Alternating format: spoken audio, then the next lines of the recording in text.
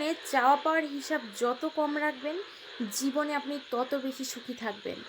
মনে করুন আপনার জীবনে আপনি ভীষণ দামি একটা উপহার চাচ্ছেন বা একটা গাড়ি চাচ্ছেন, কিন্তু আপনি তৎক্ষণাৎ সেটা পাচ্ছেন না। দেখবেন অটোমেটিকলি আপনার মনের শান্তিটুকু পুরো শেষ হয়ে যাবে।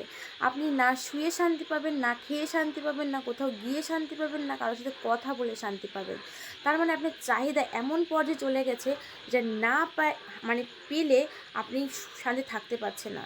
তাই মনে রাখবেন, জীবনে সীমিত আকারে চাহিদা রাখুন, দেখবেন জীবনে সুখ শান্তি বজায় থাকবে। চাহিদা এতটাও বেশি করবেন না যেটা আপনার সাধ্যের বাইরে।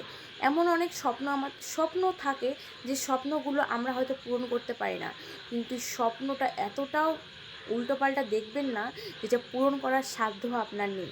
না হলে দেখবেন স্বপ্ন পূরণ করতে না পারলে আপনি জীবনে ভালোভাবে বাঁচতে পারছেন না। আপনার জীবনের শান্তি জিনিসটা পুরো নষ্ট হয়ে গেছে। তো সাধ্যের মধ্যে স্বপ্ন দেখুন, সাধ্যের মধ্যে চাহিদা থাকুন, আর স্বল্প মাত্রায় নিজের চাহিদাগুলো রাখুন।